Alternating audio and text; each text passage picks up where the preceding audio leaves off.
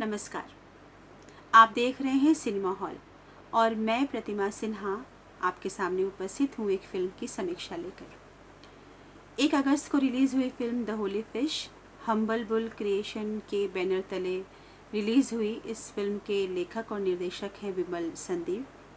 और अगर आप सार्थक सिनेमा देखते हैं, सार्थक सिनेमा के बारे में सुनना पसंद करते हैं, तो बहुत मुमकिन है कि आपने इस नाम को पहले भी सुना हो, क्योंकि ये फ़िल्म रिलीज़ होने के पहले ही इंटरनेशनल प्लेटफॉर्म्स पे दिखाई जा चुकी है और सराही जा चुकी है।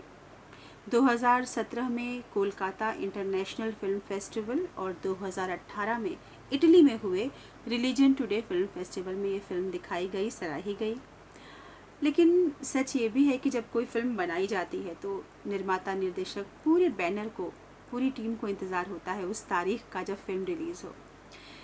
दी होली फिश की प्रतीक्षा की ये तिथि आई इस साल 1 अगस्त को ये फ़िल्म रिलीज़ हुई और OTT प्लेटफॉर्म सिनेमा प्रीमियर पे ये फ़िल्म अब उपलब्ध है, आप इसको देख सकते हैं।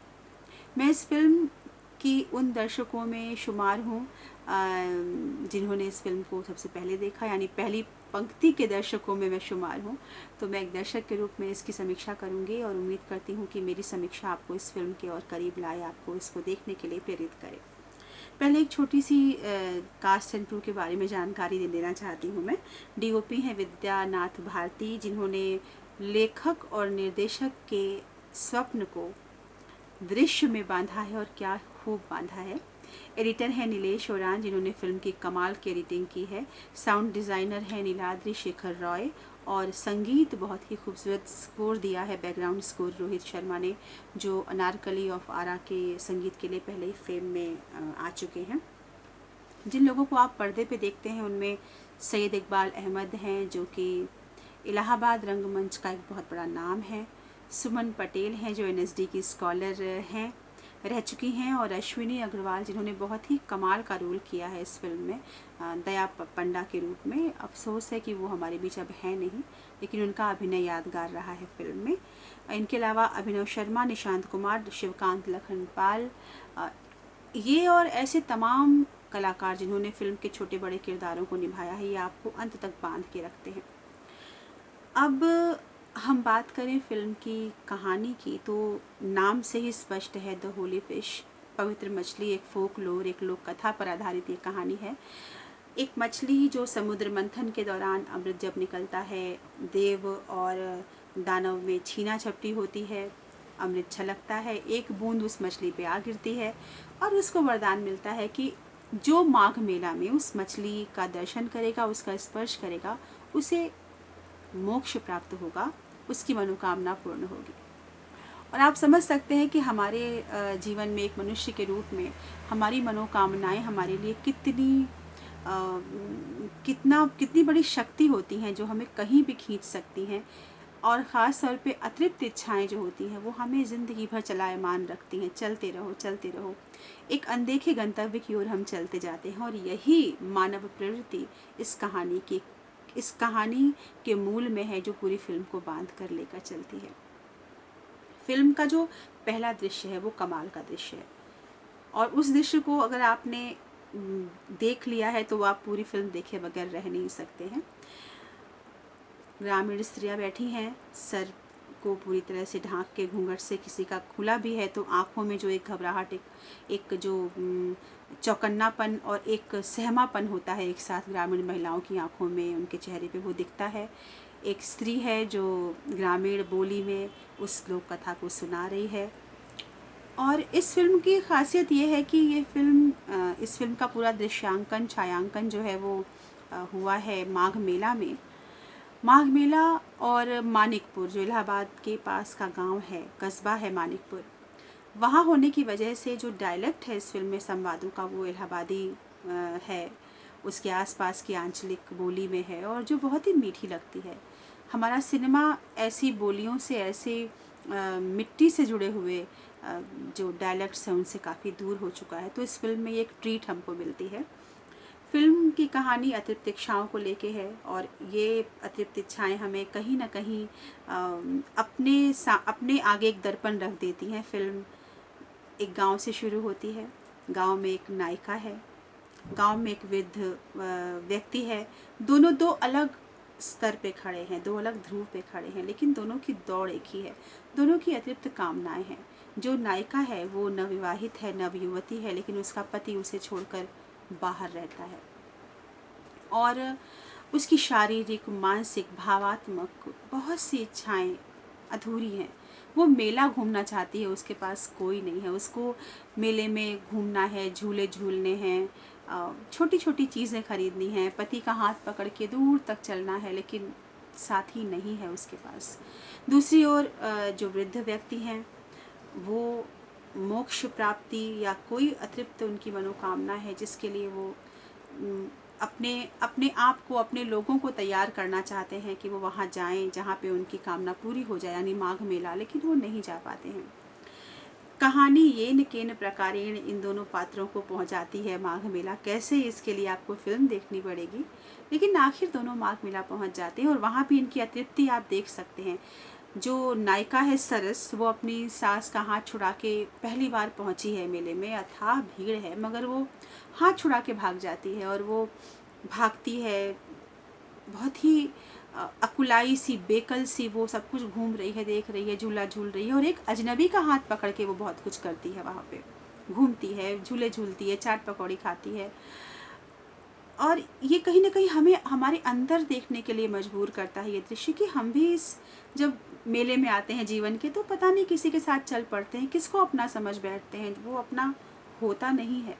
हम किसी और को ढूंढ रहे होते हैं, हमारा मन कहीं किसी और को ढूंढ रहा होता है और हम किसी का भी हाथ पकड़ के चल देते हैं और जब जान पाते हैं कि वो शायद वो नहीं था जो हमारा था, तो हम फिर कुछ कर नहीं पाते। दूसरी ओर जो वृद्ध हैं वो माघ मेले में पहुंचते हैं और एक लालची पंडे और माझी के जाल में फंस जाते हैं। जो वो दोनों भी लालची हैं नहीं, लेकिन धंधे की मजबूरी ने उनको लालची बना दिया है।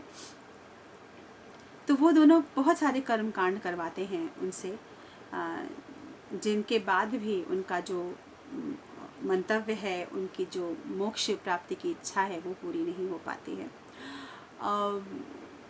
ये दोनों चीज़ें आपको इतना ज़्यादा हिलाती हैं अंदर से दर्शक के तौर पे। इधर सरस भागती है, उधर वो वृद्ध किरदार जो हमारे हैं परशुराम, वो भागते रहते हैं और एक दर्शक के रूप में हमारा मन अकुलाता रहता है कि कुछ तो मिल जाए, इसको मोक्ष मिल जाए, इसको इसका सुख मिल जाए। दोनों को कुछ नहीं मिलता और कहानी जहाँ छोड़ती है हमें एक झटका सा लगता है हमको कि हम अपने अंदर देख पाते हैं कि शायद हम भी कहीं ऐसे ही अतिरिक्त कामनाओं के पीछे भाग रहे हैं और हमारे हाथ कुछ नहीं आना है अंत में। ये कहानी बहुत लेयर में है, मतलब मल्टी लेयर्ड कहानी है। इसको समझने के लिए एकाग्र होकर और उतने ही भाव में डूब कर देखना होगा जितनी शिद्दत से फिल्म बनाई गई है। फिल्म बनाने की बात आई तो मैं बता दूं कि इस फिल्म के जो लेखक निर्देशक है विमल चंद पांडे जी, जिन्होंने फिल्म बनाने के जुनून में अपनी नौकरी छोड़ी थी और मुंबई पहुंचे थे, उन्होंने इस फिल्म को बनाकर एक चीज़ तो साबित कर दी है कि अगर आप कोई चीज़ दिल से चाहते हैं तो पूरी कायनात उसको आपसे मिलाने के लिए साजिश करती है। ये फिल्म जुनून में बनाई गई फिल्म है। ये फिल्म एक ज़िद का खूबसूरत शाहकार है। लो बजट फिल्म है, एक दृष्टि से आप कह सकते हैं कि ज़ीरो बजट फिल्म है, लेकिन जो पूंजी है, असली पूंजी है इस फिल्म को बनाने के पीछे, जो प्रेरक शक्ति हुई, वो है इस पूरी टीम का डेडिकेशन, ख़ास तौर पे निर्देशक का, लेखक का, निर्माता का, और एक जुनून जो पूरी टीम को बांधे रखता है। इस तरह का सिनेमा आना बहुत ज़रूरी है, क्योंकि जो ट्रेंड है, जिस तरह की कहानियाँ, जिस तरह के गाने, जिस तरह के कंटेंट को हम देखने लगे हैं, देखते चले आ रहे हैं पिछले कई सालों से, अब उनका उसमें एक सार्थक सिनेमा जो बहुत पहले कहीं छूट गया था, उसका वापस लौटना बहुत ज़रूरी है और इस वक्त की मांग भी है, सबसे बड़ी बात। तो मैं अपनी ओर से इस फिल्म को, अगर स्टार का कोई यहाँ पर जिसे कहते हैं परंपरा मैं निभाऊं स्टार देने वाली, हालांकि मुझे ऐसा करना नहीं आता, मगर फिर भी एक दर्शक के रूप में अगर मैं दूं तो मैं इस फिल्म को 4 स्टार देना चाहती हूँ।